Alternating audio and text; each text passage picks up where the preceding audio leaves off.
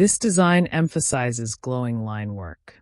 Start with a high-contrast portrait and trace major outlines using the pen tool, converting each path into a stroke.